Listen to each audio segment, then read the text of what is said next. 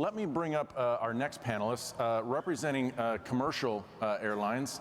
I'm sorry, let me do our NATCA representative first. You may know him, he's out of Southern California, Brad Wilcko. Brad, if you want to join us. And then we went out and we said, well, the GA community, I appreciate that. We've had military represented. We hear from commercial a lot, but we really need somebody from the GA community. We really want to hear from somebody from GA. So welcome my friend John up. John is a Cirrus pilot.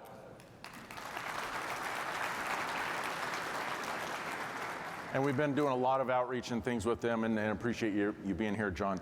And last but not least, Jason, if you'll come up and join us. Jason will represent the commercial airlines.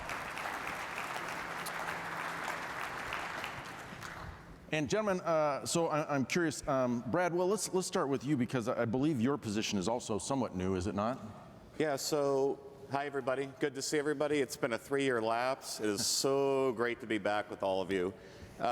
So about 3 years, a little over 3.5 years ago, I took over this position. Of course, 3 months later, COVID, the pandemic happened, so travel shut down.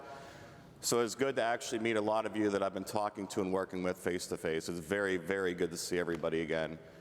So basically, we're trying to build this into a position, the pilot controller liaison, where we have a link between us, the GA folks, and the airline folks. So what we found out is, a lot of the airline unions, ALPA, APA, SWAPA, they also have a very, very close structure to what we do at NATCA. So there's a lot of individuals we can reach out to and work with there, and also with the general aviation pilots and AOPA and EAA. We have a very close relationship with them as well. So when things happen or procedures come up or we need to change or look at what's going on or what's happening, we have very close contacts with those individuals. So if you ever get an email from me, who's this crazy guy Brad, that's me, and that's what we're trying to do. So that's the short version, but. I appreciate that. I failed to mention that we will be taking your Slido questions. We're not going to address them here just due to the limited amount of time we have, but we will be addressing those in the breakouts tomorrow afternoon. So we do encourage your Slido participation, and we will get to those. John, we were talking with that last panel about the communication piece, all right? And by the way, if either one of you pull out a checklist from your trials, I will be very impressed. So as we talk about communication with the GA community, you had mentioned in an earlier discussion that we had that that's a two-way street. Elaborate on that for me, will you? Yeah, it's absolutely a two-way street, and I think the first place to start is collaboration. I'm talking about direct, face-to-face communications between the pilot and the controller. One good example of that is I'm affiliated with Copa University. And we have these week-long sessions. We focus on dozens of classes, avionics, weather, aircraft technology. But you want to know what the most attended and best liked presentation of all? I'm speaking to ATC people. Yeah, it's called Ask ATC. So I've been able to partner with people like Richard, where we have a NATCA representative come in, give us a great presentation. But the best part is the Q&A. Because when that controller gets up in front of all these pilots and getting hammered with all these questions, it's an interesting process to watch. You can see the wheels turning in their head, like, wow, I didn't know I was doing that to you. And on the pilot side, we also start to see, oh, that's what they're doing to us and why, all right?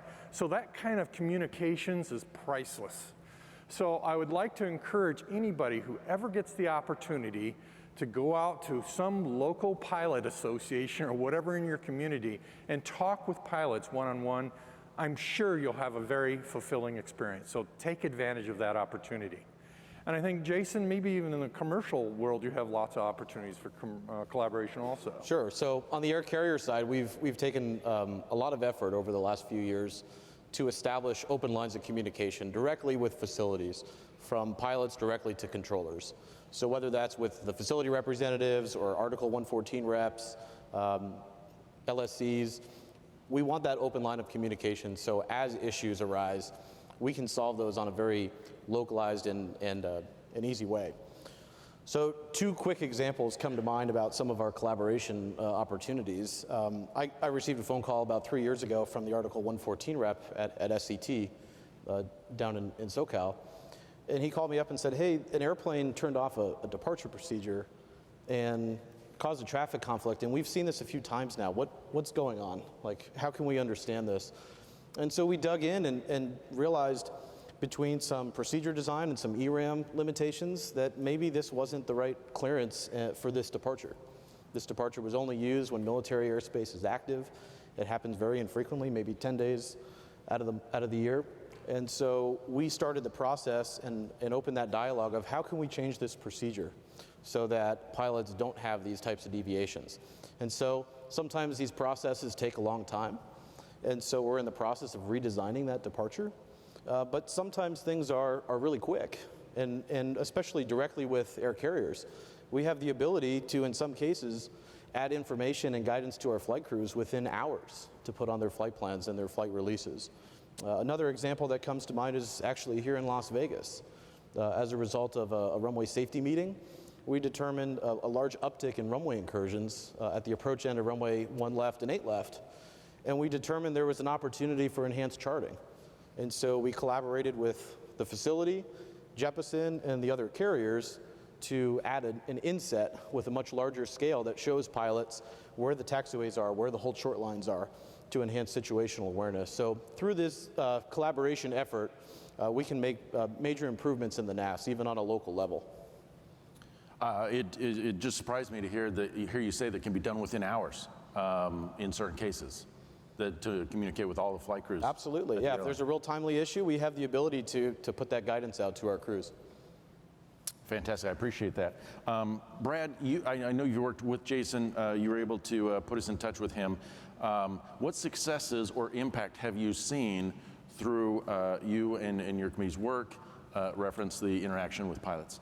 The biggest thing I think, and Jason kind of alluded to this a little bit, is about procedure. We all know when a procedure comes out and there might be something wrong, I don't want to say wrong, but something that's not working as planned, or the aircraft isn't performing as they thought it would. Sometimes these things take 3-4 years to change, maybe more. But as Jason alluded to, we can actually, and we've done this several times, we had a departure out of Los Angeles when we did Metroplex that we move, instead of using the LAX VOR, we put an RNAV fix in there that moves slightly north. Well, when the aircraft would come off the north complex, we always have to turn left to go back, and we always did for years and years and years. And when this fix moved, the aircraft wanted to turn right. Well, when you turn right coming out of LA, you are right underneath the downwind. So this had happened and happened and happened. And this is actually when I met Jason and his counterpart, Matt, at the time, that I said, hey, is there anything you guys can do about this to help us right now, just to give your crews awareness? And it was, I know you said hours, I want to say an hour later, every single flight crew at Delta, and I believe they share it with all their other carriers, their carrier partners too, had that note on their flight plan. So when they opened up their iPad, they know, even though we're saying turn left, that computer wants to turn right. So it gives them an extra piece of situational awareness to make them aware of something until we can actually get that fix moved or that procedure changed. So I think that is probably the biggest benefit of this relationship we have with both, you know, John and the GA community and Jason and his representatives at ALPA and the other airlines and unions, is the ability to very quickly take an issue that you all have and communicate it directly to them and have change within an hour. Jason, I want to direct the next question to you. As we talk about aircraft characteristics, not necessarily the abilities of the aircraft, perhaps that also, but the way pilots fly the same airplanes differently. What gives? We talked about that earlier, and I think you had some insight on that. Sure. So, you know, one of the unique things about modern swept wing jets that we fly in the air carrier world is they're very difficult to descend and slow at the same time. And so our flight management computer is programmed for a specific transition airspeed in our descent. And so separation, when that is decreasing and we get a speed reduction, it makes it very difficult for us to go down and slow down at the same time. And so prioritizing those, hey, can you slow first and then descend, or vice versa, gives us a lot better insight in how to fly the airplane, because it's very difficult to do both at the same time, sometimes aerodynamically impossible. But the other thing to understand is different air carriers fly their airplanes in different ways. We may have different climb profiles than other air carriers, and so it's important to keep that in mind as you're working traffic and inquire about what our speed's going to be on the climb out or descent. The other big challenge that we face is every airplane has different radio communication capability. And so unlike on the floor, we don't have the ability quite often to split our radios into different sources. So we may be listening to ATC on COM 1 and listening to GUARD 121.5 on COM 2, and we may get a frequency change or a control instruction, but someone blocked it on number 2, and it's all coming through our same ear. And so we don't have the ability to split that onto the speaker. So it's just understanding the different perspective and how we can work together and really understand that different carriers fly airplanes differently, but we also have limitations within the airplanes too, and so we appreciate your patience on that second and third call. Yeah. Okay. John, what about the GA side? The GA side's a little bit different than Jason's world. Jason has 2 professional pilots in the plane. They can take a lot more changes. So what really upsets our apple cart, because we unlike Jason's world where everyone's a professional, we might be going out for the weekend. We haven't flown for a couple months, so our proficiency might be right at the level that we want it to be. And the thing that can happen very quickly is you can oversaturate us very easily. It doesn't take much. A good example is a reroute. A reroute is a big deal to us. What it requires us to do is to fly the plane right down this route that we have no idea where you're sending us, and then try to figure out, okay, where is it going? And then the dreaded, I have to reprogram the FMS. Now, I'll give you a little background or inside secret for most GA pilots. We're not so good with the FMS. Now, we're trying to change that, all right? Programming FMSs in GA aircraft is kind of like programming a VCR from 1990. There's a reason why they were all blinking 12 in 1990. No one could figure out how to set the time, all right? Much less record cheers on 8 o'clock on Thursdays. There's no way they could do that. So the FMSs in GA cockpits are kind of complicated. So here's the tip. Help give that GA pilot a break. They don't know where they're going. Give them a vector, all right? Now they can do a vector pretty easily. And then give them a couple moments to gather their thoughts, try to figure out how to program the VCR, FMS, all right? And see if they're going in the right direction. And then if you're really nice, what you'll do is you'll follow up with them in a couple seconds and say, hey, are you direct at first waypoint? And they'll say yes. And then do a really nice, courteous thing. Tell them thank you. Because then we're instead of you being an adversary, now you're kind of part of the team, and it's kind of like, yeah, it was a big inconvenience for us. It was a requirement for you to get it done. But that little bit of thank you, that little bit of consideration will go a long way. I appreciate you mentioning just putting you on a vector and how the action of just putting you on a vector takes some of the thought and the whole weight off your shoulders, shoulder, right? yeah. So, Jason, you and I were talking about that very thing, but in a different sense. Let's talk about emergencies. As we talk about communication, perhaps there's no time where communication is more important, and yet I think it's probably some of our least successful times. Tell me about that. Sure. So emergencies can be very challenging situations, especially things like rapid depressurizations or smoke and fume events where we have a full face oxygen mask on, and so that inhibits communication, not only with ATC, but also just inside the cockpit. In an emergency situation, I cannot overstate how helpful it is to get a heading and an altitude at or above the MVA or above an upcoming MVA shelf, because it really takes the bandwidth away from the flight crew. It gives us more bandwidth to allow us to fly the airplane. One of the things that's interesting in the air carrier world with 2 pilots and is a little bit more challenging in the GA paradigm is we actually, in most cases in the cockpit in an emergency, split the cockpit.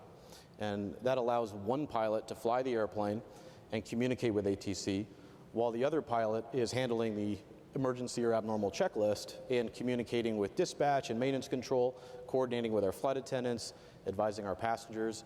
And so now when we have that split cockpit, there's only one person that's communicating with ATC and flying the airplane at the same time. And so it's a lot of additional workload. And so having a heading to fly away from terrain and staying at or above the MVA really allows us to prioritize aviate, navigate, and communicate.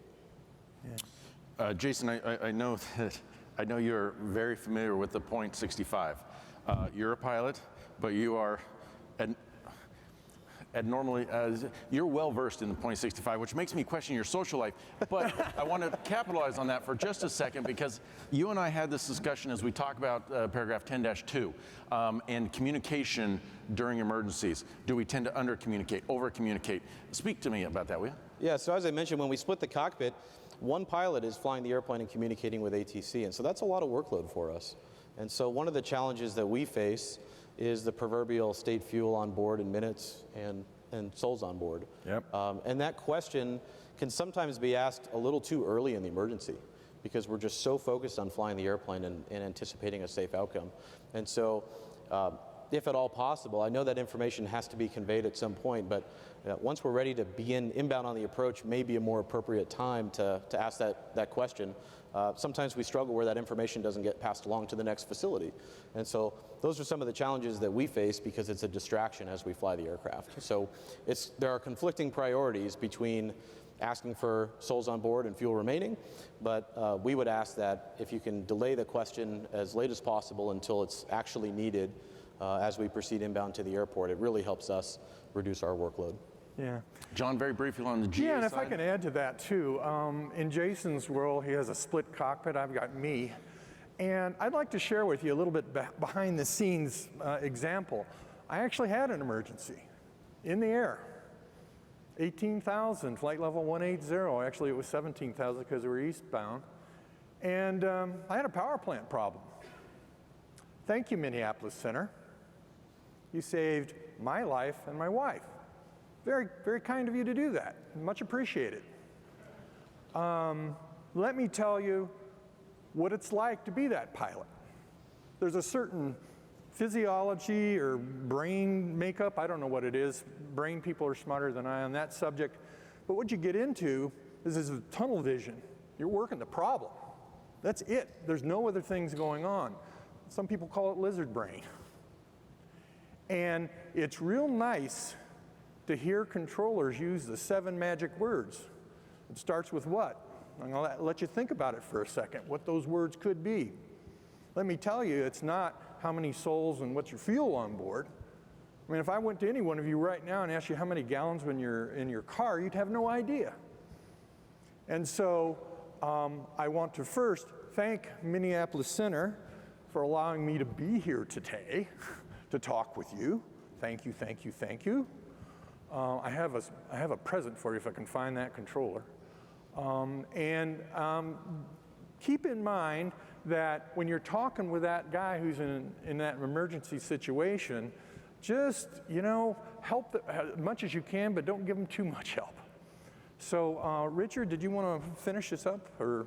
Well, yeah, I am. So what are the 7 words that you want to hear? Oh, I'm going to leave that for my ending. Okay, fantastic. All right, well, I'm going to let's do that now, because I'm going to give Brad the last word. So go Yeah, ahead. so let me give you my last words. If there's just one thing I can ask you all to walk out of this room with, it's the 7 words, all right? What can I do to help you? That's all you got to say. That's it. And then please don't bug the person, whoever's working that problem. They're really working hard. If they need your help, they'll ask. They really will. And in my case, I asked because there was a cloud deck below me. I wanted to know where the ceiling was, because I was going down and I needed a place to land. And that blessed controller told me which direction the runway was. And when I got underneath that deck, all I was looking for to get myself on the ground safely. By the way, it obviously all worked out. In fact, I flew that same plane out here to North Las Vegas for this event. So it all worked out. So I do want to firstly thank all of air traffic control from the GA community for everything you do, and certainly for us on that day in Northwest Iowa. Thank you very much. I appreciate that, John. I'm glad you're with us. Yeah. We only have 1 minute, so I'd like to give you the last word. Sure. So the biggest thing we wanted to emphasize today is a lot of times we look at each other as pilots or controllers or engineers or baggage handlers. The aviation system probably has more moving parts than anything I've ever seen in my life. And you all are such a huge, huge part of this system. So one thing we've been working on is this one community concept, that we are one community. We're not pilots, we're not controllers, we're not engineers, we're one team. And that's the reality we're in. When you keep up that frequency, like John just brought up, you're the voice of reason when they need help. Yeah. And I will tell you all, and I want you all to stand and give yourself a round of applause, because the best part of my position with NATCA is every time I do outreach with the airlines, GA, everybody, the first thing they always tell me is what an amazing job every single one of you does. So I want you all to stand up and give yourself a round of applause.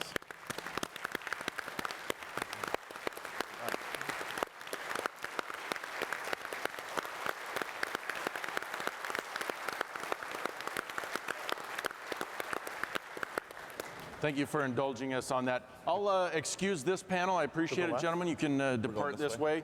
But as we talk about communication, there's one really important component of that. And Dawn, I'll let you introduce your panel. So I see, or I hope you see how we're going with this panel, right? Short panelists, a short subject matter. I'm a controller also, I understand, our attention span is short. So we wanted to do this panel a little differently in the different increments and have different subject matter and kind of keep it moving. So our next panel is how I contribute to safety, is discussing our Air Traffic Safety Action Program, or as we know it, ATSAP. And that is one of our voluntary safety reporting programs. Now, a little history on ATSAP. It was launched in 2008 as a collaborative effort between NATCA and the FAA, and then fully implemented in 2010. Now, ATSAP was modeled after a very successful program used by airline pilots, cabin crew, dispatchers, and mechanics. And that program is known as ASAP, Aviation Safety Action Program. Now, the goal of ATSAP was to increase the reporting safety events and problems so they can be utilized to evaluate, propose, and implement changes to further the goal of risk mitigation. Now, safety events are not just near collisions or potential aircraft accidents. They could be unsafe policy and procedures, they could be airport signage, unclear publication, human factors, equipment, or even software issues, and those are just to name a few. Now, to help us understand the benefits of safety reporting and what happens when we file, we have Aaron Phelps, NATCA's Central Service Area ATSAP analyst, and also American Airlines Safety Team Captain Mark Woodall.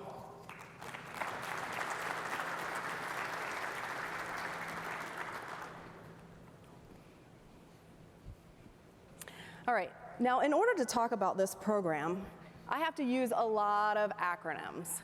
Now, in aviation, our language is spoken in acronyms. Now, have you ever had a conversation with somebody in the industry and they're throwing out all these acronyms left and right, and in your brain, you're trying to define those acronyms at the same time being fully engaged? That happens to me all the time. So to help us all out, I thought I'd put up a slide with the definitions of some of our acronyms that we'll be using during our discussion.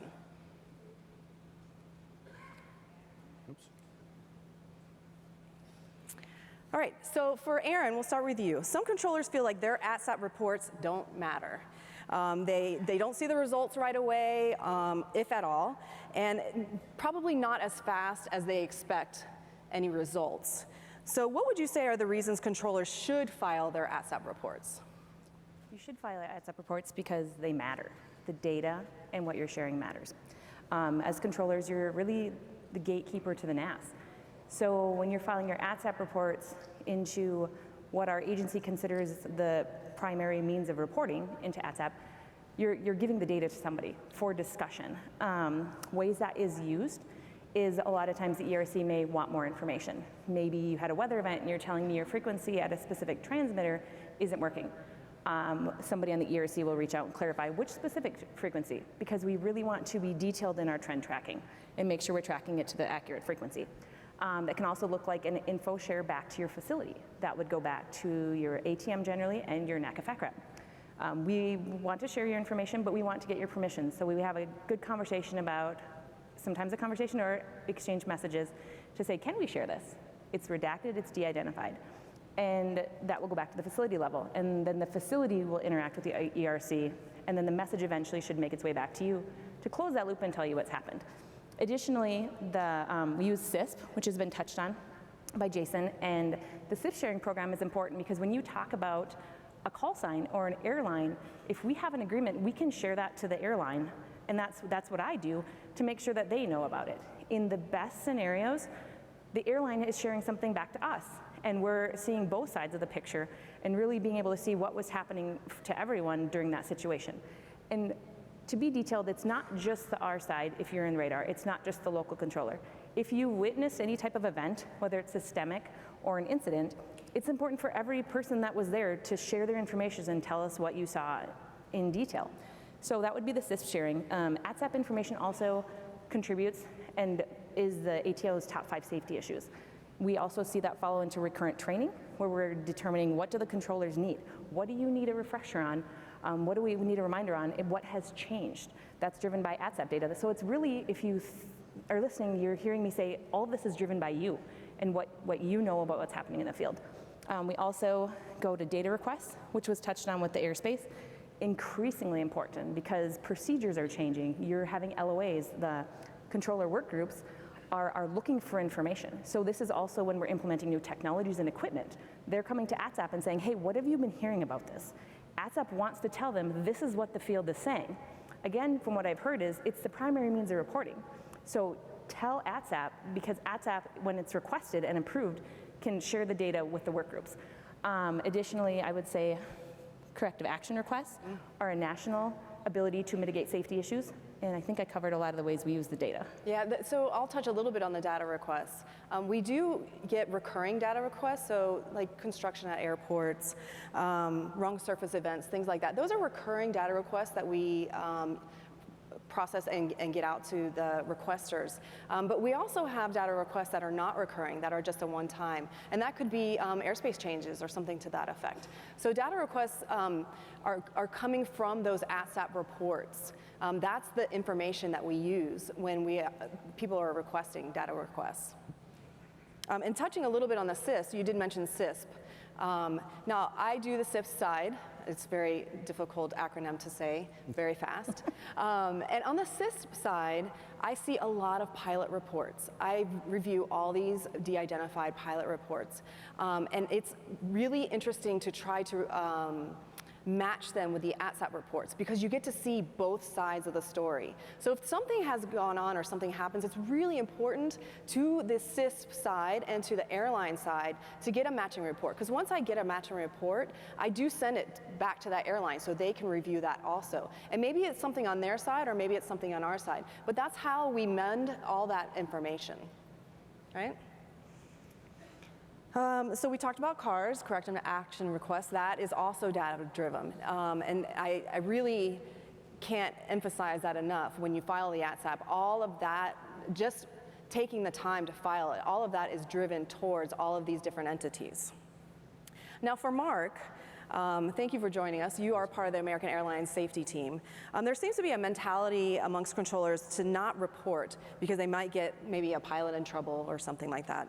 But it seems like the pilot community is much more willing to report any mistakes or events that happen. Now, can you tell us about the reporting culture in the airlines? Absolutely, and I'd appreciate the opportunity to sit here and speak to you today. So at American, we get about 800 reports a month. Now that might equate to, so that's the number of reports. That probably equates to about 500 events. Out of that 500 events, probably, let's call it 350 of them are probably of the general safety concern. So we have a very robust reporting program where we talk mainly about any general safety concerns. It might be an airport concern, it might be an airway concern, we'll talk about that here in a minute. But we do have a very robust culture. We started this program back in about 1994 is when we first started our program. at American, and that actually set the base for all the airlines and all the ASAP programs throughout the industry. So we've got practice at it, I guess. As far as the confirmation, the CISP, or the Confidential Information Sharing Program, or CISP, that is any ASAP reports or any ASAP reports we get in that may have something to do with the ATC system or anything along those lines, we will then send them through this program over to Dawn, or now Betsy, I believe, at American, where they will share them that way.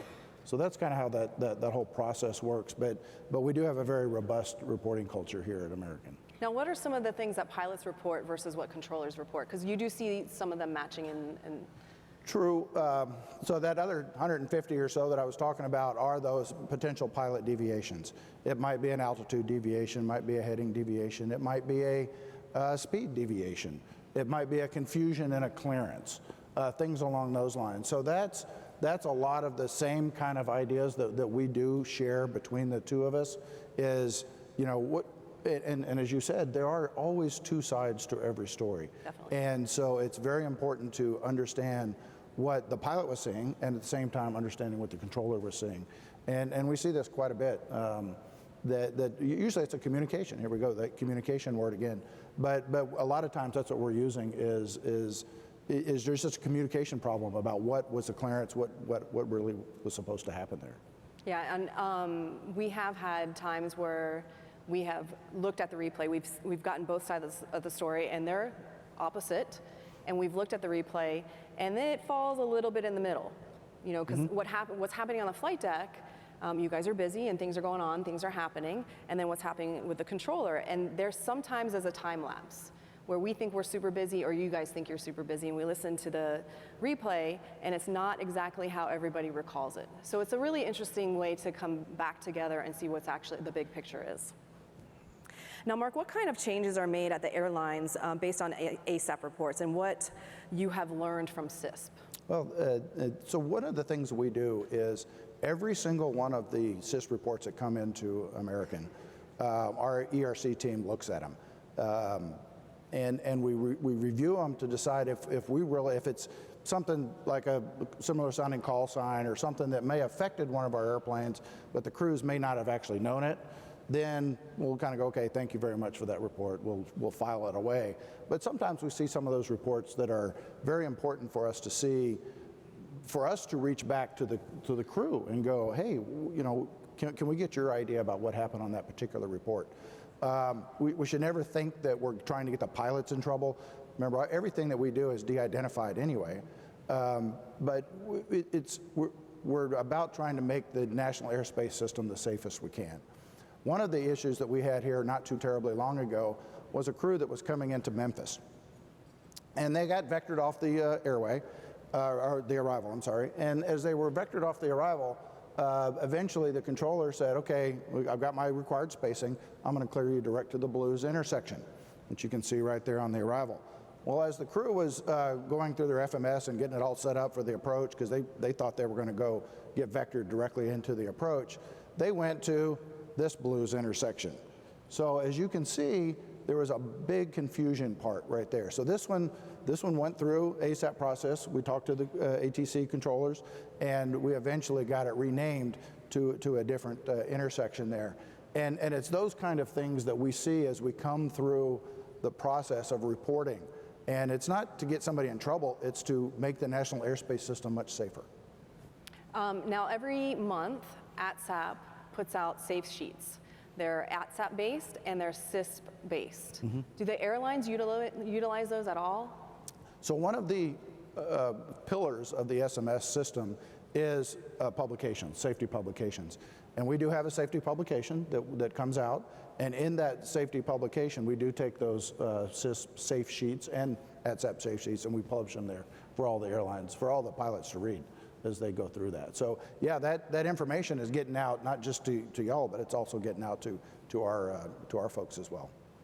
Now we do have a couple of Slido questions coming up that I think are an important thing to answer. Why must we file an ATSAP if we know the issue? Why not just make the ATSAP for things that we have issues with? So filing ATSAP, if it's a known issue, is it increases traction.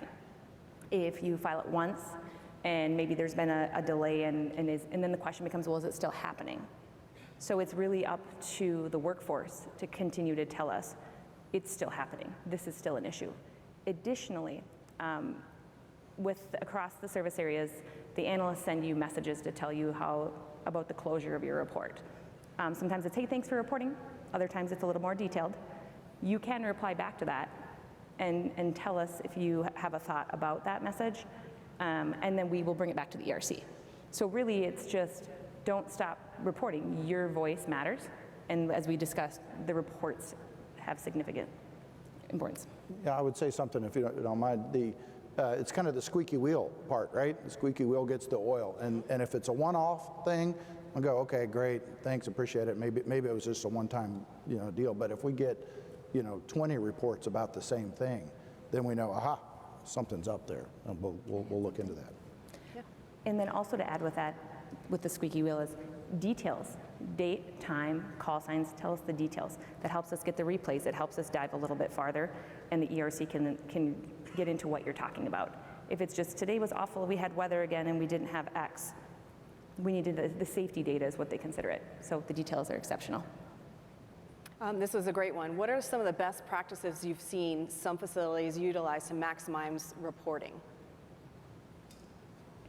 I would say the conversation about, we talked about this a little bit earlier. So a lot of times your crew or your team is recognizing there's an issue, and everybody's going to report. However, the thought that everybody's reporting, if you don't report, well, it's okay because everybody else is doing it. So the conversation follow through. Where it has to be is advertising the conversation, the follow through. Remembering that if you need your login, we can help you with that. At sapsafety.org, contact us. New trainees, once they're certified or maybe when they're finally into working traffic, a trainer should have a conversation with them. Bring it back up. You go through your ATSAP training within, I think, approximately the first 30 days you come into your facility. There's a whole lot of that water that, you're getting a lot of information in 30 days. So as a facility and as leaders that you are, revisit that. Make sure your teams know how to use it and talk about it. And if you see something, mention, hey, that would be a great ATSAP report. And if you all collectively are going to ATSAP, which I'm grateful for, don't copy and paste each other's ATSAP. If one person writes a phenomenal ATSAP, your take on it, your viewpoint matters. It's not as squeaky if 6 of you give me the same exact ATSAP. So your take on it and your independent review is extremely important. Now, there aren't too many of us left that grew up in the agency before VSRP. While it's good to have the blame culture behind us, so we don't have to not file for fear of punishment, what are some new obstacles that keep controllers from filing? Okay, we kind of touched on those just a little bit the last question, but a lot of times submitters don't know their login and password. At sapsafety.org, which is not a government website, by the way, so you don't have to be behind a firewall to access it. If that's helpful, you can even do it on your phone. And it says contact us. It will dial into an ATSAP analyst that can help you through the process. If you ever encounter any issues with the software, it's another great way to talk about that and ask some questions. And you can also leave a voicemail if you need to. The other part is, I would say, sometimes it's something as simple as weren't allowed to get time at work. It was a really busy day, you wanted to fit in at work, it didn't work out. I would say there's a fair amount of really good intentions where the follow-through kind of goes awry, where you wrote down the timestamp, because that's what we're asking for in the call signs, and you were going to get that ATSAP done. Maybe you even started it and you didn't finish it. But just kind of that follow-through, I strongly encourage that. Additionally, going back to everybody on the team is going to ATSAP it, and then in turn nobody ATSAPs it. It happens actually quite frequently where we're asked, hey, are you guys getting data on this? And it becomes, we're looking, and we're like, no. Well, everybody said they're filing. But, so we just, again, it's the follow through of that. Yeah, and we understand that you get off sector or you get off position and you're tired and then you walk away. But it's best to file when that's fresh in your mind because we will get the most details out of it. A lot of times we rely on supervisors to file that MR. Well, they saw that, so I don't need to file it. There are times that we don't have MORs on events or situations. So your ATSAP means a lot, and it really is important to file for that. And especially in communicating with the SIS program and all the other airlines. We have so many airline partners, in addition to dispatch. So we share information across both fields. So if the airlines need something, we help them out with information. And all that information sharing is helping us become a more safer airspace. So I wanted to end on, it's our NAS. When in doubt, fill it out. Please fill out your ATSAPs. Thank you both for joining. Thank you very much. Appreciate it.